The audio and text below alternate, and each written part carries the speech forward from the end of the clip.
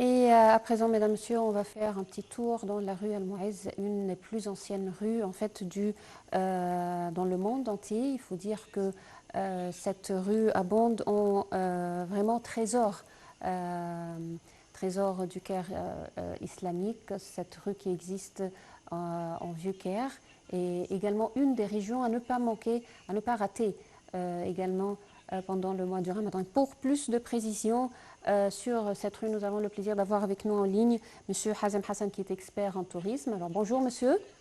Bonjour. Alors la rue El Mouez, bien sûr, une des plus anciennes rues, comme je viens de dire, une des régions importantes du Vieux Caire. Également une rue qui est vraiment une rue pleine de trésors architecturaux. Comment Tout vous à fait. décrivez cette rue, monsieur? Bien sûr, la rue d'Almoez, qui est une rue très importante historiquement et archéologiquement, Mhm, on voit que c'était la grande artère de la capitale fatimide de l'Égypte, construite en 969, le oui. Caire. Mhm, Et là, donc, on voit que cette rue est très importante pour cette énorme collection, justement, d'architecture, de différents styles, surtout de l'époque fatimide, de l'époque et l'époque mamelouk, surtout. Quand mhm, on voit un peu des complexes très importants, comme le complexe du Qalaoun, le complexe de Khalaoun est très très renommé mhm, parce que là, dans ce complexe, par exemple, on voit qu'il y a une école, une madrasa, pour les 4 écoles coraniques, donc Shafi'i, Malki, Hanbali, Hanafi. Et ouais, là, on voit aussi ou dans le même complexe, on voit le tombeau du sultan Qalaoun, Mansour Qalaoun, ainsi que justement un hôpital et avec la mosquée, bien sûr. Et mhm, dans l'hôpital, on sait bien qu'il y avait tout un système de sécurité sociale mhm, qui était installé dans cet hôpital, qui était un hôpital de dermatologie, hein, donc ouais, pour guérir les maladies de peau. Et mhm, là, donc, le patient, il passait dans cet hôpital, il était hospitalisé, il passait ses périodes de cure avec de l'eau sulfurique, l'eau de source, ainsi que quand il arrivait, bah, le patient, bien sûr, passe par exemple 2, 3 mois hospitalisé. Alors là, bien sûr, il prenait d'abord ses vêtements, il les brûlait, et il lui donnait de nouveaux vêtements, et il était payé son salaire comme s'il travaillait pendant sa période d'hospitalisation. ouais, Donc on voit qu'il y avait un système de sécurité sociale très important à l'époque mamelouk. ouais, Bien sûr, quand on parle de la tombe elle-même de Mansour Khalaoun, on voit que c'est une tombe magnifique, majestueuse, avec des incrustations de différentes couleurs de marbre, avec du travail avec de l'or mhm, au niveau au-dessus des chapiteaux des colonnes, mhm, au-dessus dans le plafond même de la tombe. On mhm. voit vraiment quelque chose de formidable, un chef-d'œuvre justement de l'architecture à l'époque mamelouk qui montre la richesse et la grandeur de l'Égypte. Ouais. Alors Également, oui, dans cette rue également, Monsieur Hazem, en fait, il y a de grandes mosquées très importantes également. Alors vous pouvez nous parler de ces mosquées? bien sûr, bah justement, là, il y a la mosquée justement de Mansour Qalaoun. Ouais. Malheureusement, la mosquée, Mhm, elle a besoin de beaucoup de travail, mhm, justement, d'entretien et de restauration. Mais on a commencé déjà actuellement à travailler sur cette restauration. On voit également le minaret de Salah Nagmeddin Ayoub, le dernier sultan ayoubide, justement minaret magnifique qui est bien placé au début de la rue de Moïse, et qui est assez haute, justement, connue avec ses décorations et ses nids d'abeilles, les stalactites, le travail qui est magnifique dans ce minaret. On mhm, continue après, on voit justement que la famille ou la dynastie Qalaoun a joué un rôle ou a travaillé un peu dans cette rue. Enfin, quand on voit un autre complexe de Nasser Mohamed ibn Qalaoun, pas loin justement du complexe du doyen de cette dynastie, de cette famille, mhm, avec une belle collection, justement, un beau complexe à ce niveau-là. Oui. On voit que la rue del Moaïd aussi contient des sabils. C'est quoi un sabil? Le sabil, c'est une fontaine d'eau qui était construite à l'époque pour fournir l'eau fraîche aux passants gratuitement. Oui. Et là, bien sûr, comme on sait, l'Égypte est un pays chaud, donc on a besoin justement de boire de l'eau tout le temps. Les gens, ils auront souvent soif. Donc les gens riches et bien placés dans la société égyptienne avaient l'habitude de construire ces sabils qui servaient comme fontaine pour fournir l'eau aux passants. Et on voit qu'il y a un de ces sabils qui date de l'époque ottomane, c'est le sabil Khosrow Basha. Oui. Et là, on voit le style rococo baroque qui est très prononcé dans ce sabil. On voit justement la décoration est très très belle. Et on voit justement le style, le marbre utilisé qui est très très très beau. Oui.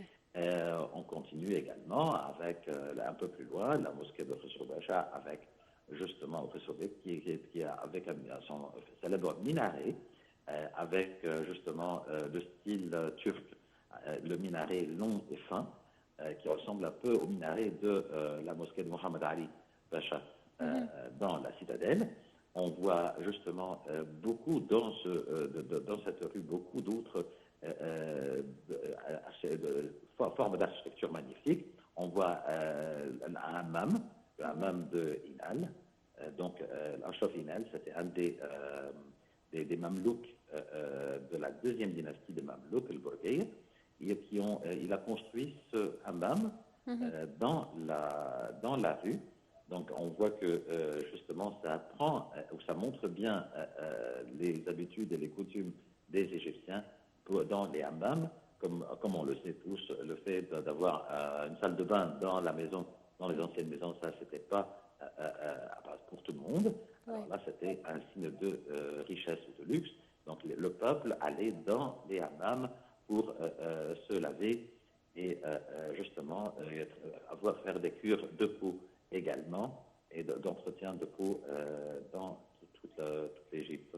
Ouais. Il y avait ce concept-là. Est-ce que la rue El Mouaïz contient vraiment le plus grand nombre de monuments islamiques dans le Vieux-Caire? Bien sûr, et on voit de différentes époques. On voit ça, par exemple, les célèbres rues ou ruelles qu'on connaît, comme l'allée de Bourgoin. On voit justement la mosquée ou la maison de Sahini, qui est une maison très très importante et très belle. On voit justement beaucoup d'autres monuments dans cette rue qui était, comme je vous ai dit, considérée comme la grande artère de la ville du Caire. Ouais. Donc là, ça donnait justement sa grande importance, sans oublier bien sûr la grande porte Bab el-Fatour qui prend l'extrémité justement est de la rue d'El Mouaïd et qui est connue avec justement son architecture magnifique et qui contient justement des chambres de fortification qui étaient occupées à l'époque par les troupes égyptiennes et que les soldats de l'expédition française ont visité. Ils sont restés pendant un certain temps. Ils ont marqué leur nom même sur les murs intérieurs de la fortification de la porte. Et on sait bien que la porte, elle était construite à l'époque justement fatimide. Et là, c'était reconstruit ou c'était fait avec de la pierre à l'époque de Bahreddin Araouch, qui a reconstruit justement ce mur avec de la pierre. Oui. En fait, comme vous venez de dire, il y avait depuis quelques années, en fait, il y avait des travaux de restauration, de rénovation complète pour cette rue, et cette rue s'est transformée vraiment en un musée ouvert, si on peut le dire. Exactement, ça c'est vrai, parce que là, quand on voit le nombre de monuments qui se trouvent dans cette rue, on voit qu'elle est unique de son genre et comment le style est varié au niveau de l'architecture, les différentes époques. On voit donc de l'époque fatimide, de l'époque ayyubide, de l'époque mamelouk, de ces deux dynasties. Et même à l'époque ottomane, on retrouve encore des mosquées et des fontaines. Donc on voit que ça couvre vraiment une longue période de l'histoire de l'Égypte musulmane. Et là, ça montre bien l'architecture magnifique. Les travaux de rénovation sont très importants parce que maintenant, le résultat ou le projet a commencé à donner ses fruits. Quand on voit le nombre de touristes de toute nationalité, de toute culture qui viennent, qui s'intéressent beaucoup à visiter ces œuvres d'architecture qui sont uniques au monde et uniques au niveau de leur préservation.